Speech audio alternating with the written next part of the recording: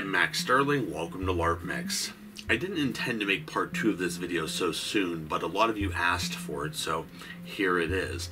Now, if you watched the first part of the video, we've been making this book pedestal or book podium or whatever you want to call it, and by the end of this video, we'll have a functioning piece. Now, if you like the aesthetic that we end up with at the end of this video, then you can stop right there.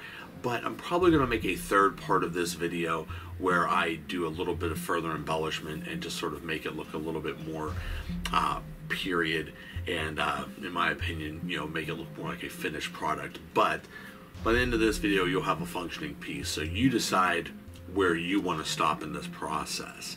So we'll go ahead and we'll watch this second step of the process here, and I hope you enjoy. Let's check it out.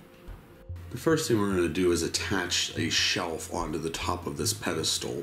Now, if you have a specific book in mind, use that to determine your width. I'm going to leave a little bit of overhang on both sides, and I went with sort of what a standard book would be. Now what we're going to do is drill in from the bottom so that all of these screws are concealed, and you can drill, you know, to countersink those if you want to have this be completely clean. If not, this should always be facing downward so nobody will ever see these screws.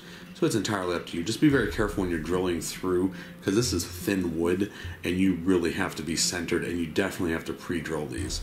Now the next thing we're going to do is see about attaching this to the actual column. So we need to find the center of the column and the center of the top of this pedestal here, and then line them up. Now I'm going to go ahead and attach the actual column to the base of this. I'm going to pre-drill some holes using measurements I took off the column, and then we're going to go ahead and put some nails or some long screws in through the base, and this will actually hold the column in place. Once again, pre-drill all those holes out as well, because this wood is pretty cheap and it will split. And I decided to use long nails for the base of this because it's what I had laying around, but feel free to use whatever you have. Once your base is attached, you know, then this isn't going to go anywhere. We can see about attaching this top portion. Now, like I said before, I wanted to put this on a slant, not just lay it flat. So what I'm doing is I'm holding it in place, and then I'm going to pre-drill some holes down through the inside of the column and into the shelf, and then I'm going to actually put the screws through the opposite direction so that they come up through into the center of the column. That way, all the excess of the screw is hidden inside of the column. And then I need to find a way to conceal all that, so I'm going to use some scrap pieces of wood to make a little base plate and put on the back. And pretty much here's what you get when you're all done.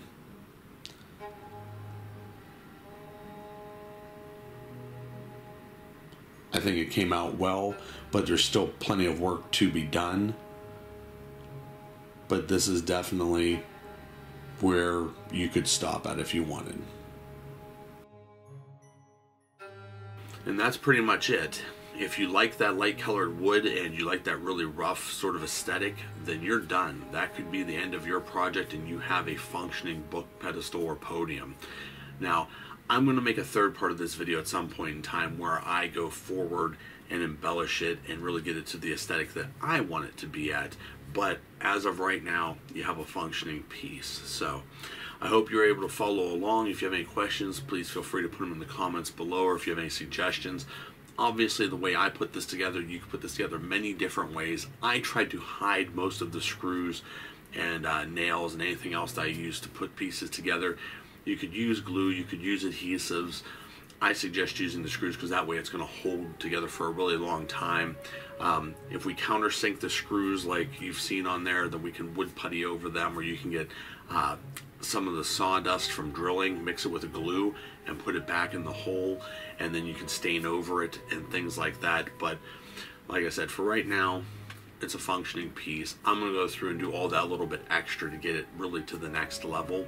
But like I said, that won't be until a third video a little bit further down the road. But I hope that you did enjoy. If you did, please click subscribe if you haven't already. Be sure to click that thumbs up button, like the video. Let all of your friends, colleagues, peers know about my channel. Let them know that I'm here making these awesome projects.